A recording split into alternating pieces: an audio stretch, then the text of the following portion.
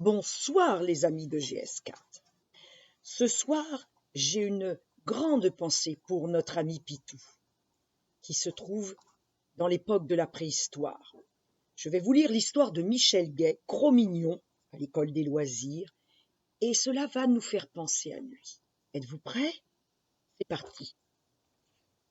C'est la préhistoire. Il fait très froid. Depuis longtemps, rien ne pousse plus sous la neige. Les Cro-Magnons n'ont que le gibier pour survivre.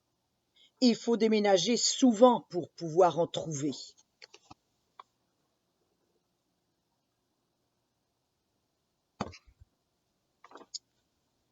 Cro-Mignon de Michel Gay.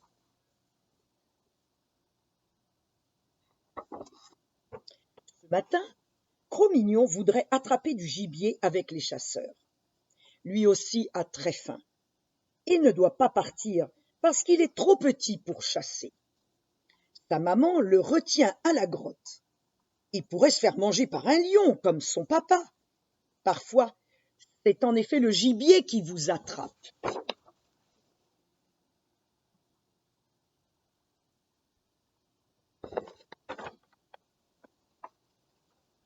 En attendant le retour des chasseurs, les mamans cassent des os pour sucer la moelle.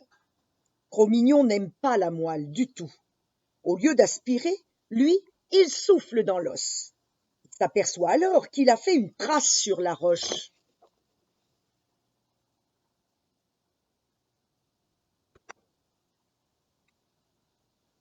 Cro-Mignon recommence en s'appliquant. Il laisse d'ailleurs son empreinte sur tous les rochers qui ressemblent à des gibiers.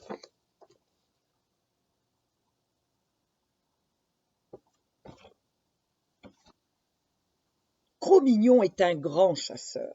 Il a déjà attrapé 3 sangliers, 5 bisons et 2 ours. Maintenant, Cro-Mignon veut chasser lui aussi le gros gibier là-bas.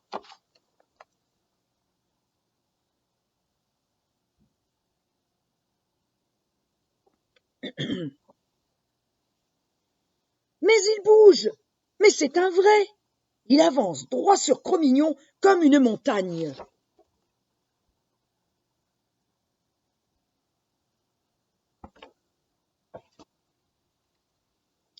C'est un mammouth. Cro-Mignon n'en a jamais vu. Il a super peur. Mais c'est l'arbre d'à côté qui intéresse le mammouth. Il l'arrache aussi facilement qu'un radis. Cro-Mignon s'est caché sous un rocher. Il entend le mammouth broyer le cœur de l'arbre.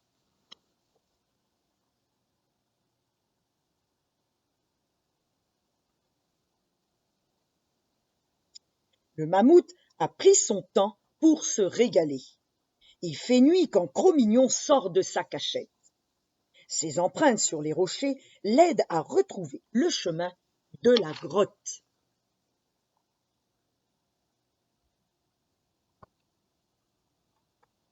La maman de Cro-Mignon était très inquiète. « Là-bas, gros gibier !» dit Cro-Mignon. « Beaucoup à manger !» Il danse en imitant le mammouth. Les Cro-Magnons pensent qu'il fait l'oiseau.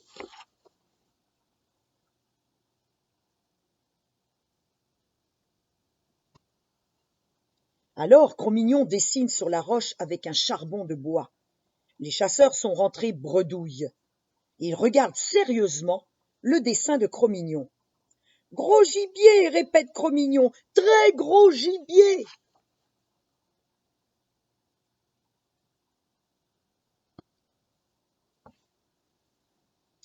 Certains chasseurs ont entendu parler de l'énorme bête. Tous veulent savoir où elle se trouve. Cro-Mignon suit alors les traces sur les rochers. Les chasseurs suivent Cro-Mignon.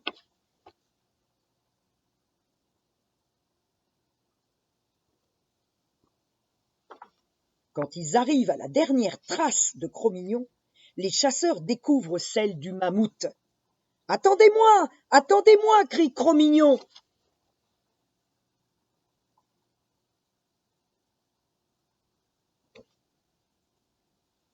Mais les chasseurs n'attendent pas.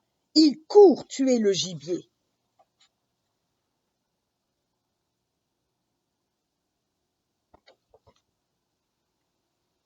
Le mammouth est mort. Maintenant, Cro-Mignon aussi peut l'attraper. Il est si gros que les chasseurs pourront tous en rapporter à la grotte. Les mamans seront alors contentes.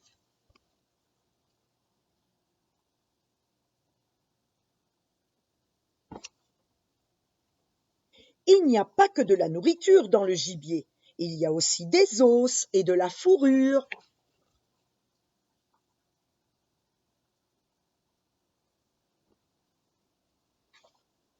Tout sert dans le gibier. Il ne faut rien laisser.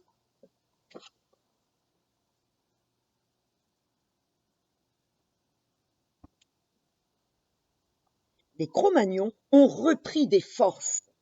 Avec les os du mammouth, les chasseurs ont sculpté des outils. Avec la fourrure, les mamans ont taillé des couvertures. Et avec la queue, Cro-Mignon s'est fait un magnifique pinceau.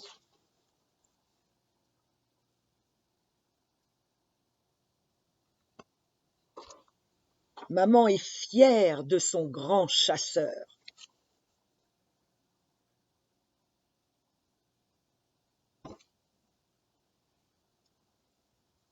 Et voilà, c'était l'histoire de Cro-Mignon de Michel Gay.